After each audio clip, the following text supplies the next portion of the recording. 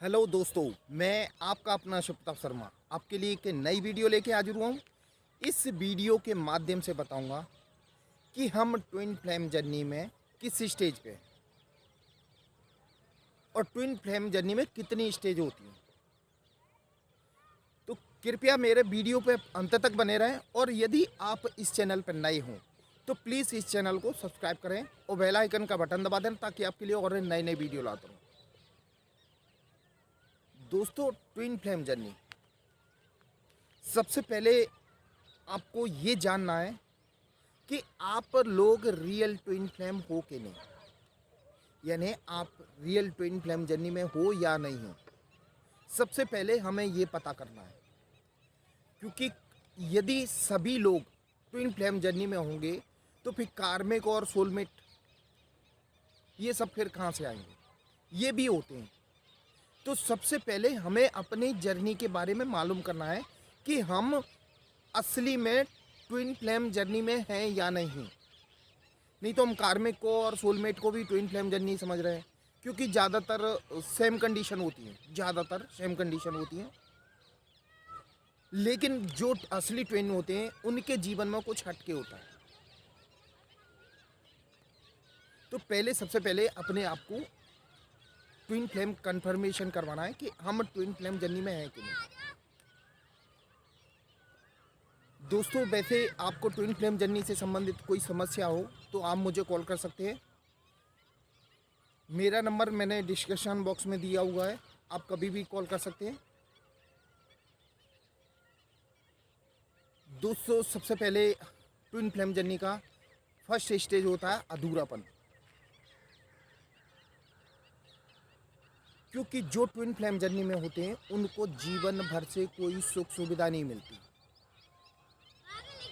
वो अपने जीवन में प्रेम, हर चीज़ से अधूरापन फील करते हैं। उनको किसी की तलाश रहती है, यानी उनको किसी की तलाश रहती है और वो अपने आप में अब अकेलापन फील करते हैं, भले वो मैरिड हों या अनमैरिड हों। उनके अंदर एक अधूरापन होता है। ये फर्स्ट स्टेज होती है। दूसरी स्टेज होती है ट्विन से मिलना। आपकी मुलाकात ट्विन से होगी। जब आप अपने ट्विन से मिल जाओगे तो जो आपके अंदर अधूरापन था वो पूरा हो जाएगा। आप अपने आप को पूरा महसूस करने लगोगे, यानी आप अपने आप को ऐसा महसूस करोगे कि हमारे जीवन में जिस चीज़ की तलाश थी वो हमें मिल चुका। ये दूसरी स्टेज होती है प्रेम की, हेल्थ वेल्थ, ये इसमें अभी फिलहाल आप कंप्लीट हो जाते हो दूसरी स्टेज में। तीसरी स्टेज आती है आपकी बबल फेस की। बबल फेस में आप लोग दोनों प्रेम से रहते हो, मिलना जुलना रहता है, एक दूसरे के ख्वाबों में खोए रहते हो, हर चीज़ सब अच्छे से चलती है। ये तीसरी स्टेज होती है। कहते हैं ना, आपको ऐसा लगता है कि जीवन की जो भगवान ने सारी खुशियाँ हमारी झोली में डाल दी हैं, वो हम बहुत खुश हैं। ये कुछ दिन चलता है, उसके बाद चालू होती है तीसरी स्टेज, रनर और चेजर्स की। क्या होता है दोस्तों, जो ट्विन फ्लेम जर्नी है ना, उसकी हकीकत ये है कि इन दोनों को डिवाइन इस व्यवस्था से मिलाता है कि ताकि इनकी आध्यात्मिक चेतना बढ़ सके, यानी किसी भी बहाने से बढ़े, ये अपनी आध्यात्मिक चेतना को बढ़ाए। तो फिर इनके बीच आता है सेपरेशन फेज। सेपरेशन फेज आता है। सेपरेशन में ये दोनों किसी कारणवश, गलत फहमियों से, किसी भी कारण से ये दोनों अलग हो जाते हैं। ये अलग होने का कारण यही होता है कि एक लेसन सिखाने के लिए वो अलग हो जाते हैं। तो इसमें सेपरेशन चालू होता है। ये चौथी स्टेज होती है। सेपरेशन के दौरान दोनों अलग हो जाएंगे, इन दोनों के बीच बात नहीं होगी। एक दूसरे को ब्लॉक कर देंगे, बात भी करेंगे तो गुस्से में करेंगे, यानी एक एक तरह के ये दुश्मन हो जाते हैं वो सेपरेशन फेज में।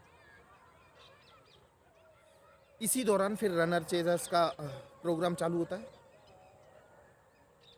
एक पीछा करता है, एक भागता है।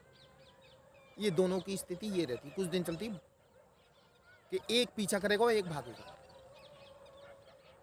फिर इनको डिवाइन किसी भी बहाने से, एंजल्स के जरिए कैसे भी करके, इन जो फेमिनाइन रहती है या मस्कुलाइन, किसी एक को इस जर्नी के बारे में जानकारी मिलेगी। उसको जानकारी मिलती है और इसकी हकीकत क्या है उसको पता पड़ जाता है। फिर अगला स्टेज चालू होता है इनर वर्क, यानी जैसे DF ही है, उसको पता पड़ गया कि हम ट्विन फ्लेम जर्नी में, तो हमारा रीयूनियन जब ही होगा जब हम अपने आप पे काम करेंगे। हम अपने अपने अंदर की गलतियों को सुधारेंगे। जो हमारे अंदर बैड कर्मा या बैड शैडो है उसको क्लियर नहीं कर लेंगे जब तक हम दोनों का रीयूनियन नहीं होगा।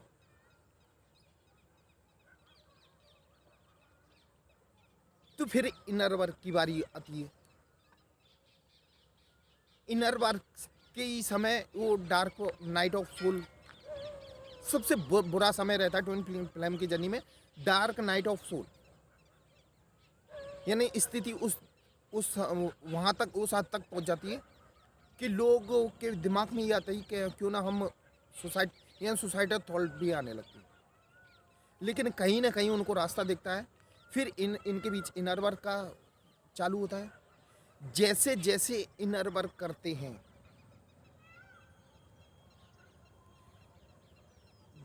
ट्विन की एनर्जी हाई होने लगती है। खास करके इनर वर्क में 7 चक्रास, 7 चक्रास का ट्विन फ्लेम जर्नी में एक विशेष महत्व है।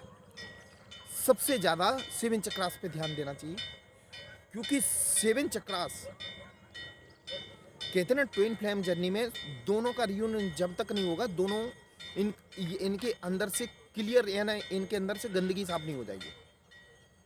बैड हैबिट्स बोलते हैं या ब्लैक शैडो होता है। तो फिर ये 7 चक्रास मेडिटेशन से धीरे धीरे क्लियर होने लगते हैं और इनकी स्थिति सुधरने लगती है। ये अपने आप को पॉजिटिव फील करने लगती है। ये मन लगा के करते हैं क्योंकि डिवाइन इनका साथ देता है। ट्विन फ्लेम जर्नी में ये स्टेज होती है, क्या कहते हैं, इनर वर्क की भी एक स्टेज होती है।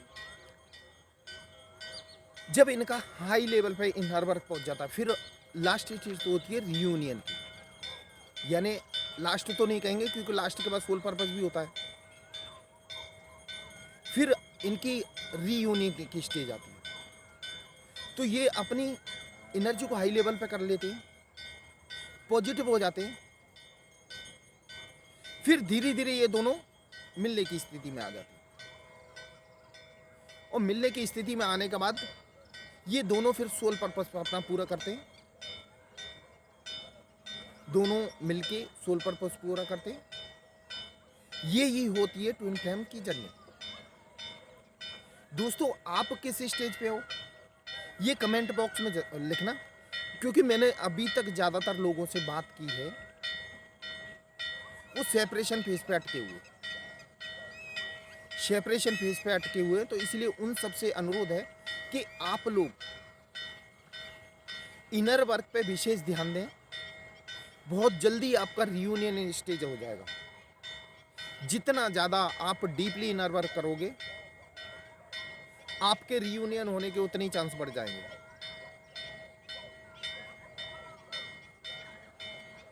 ये जो ट्विन फ्लेम जर्नी है ना, वो कुछ हटके है।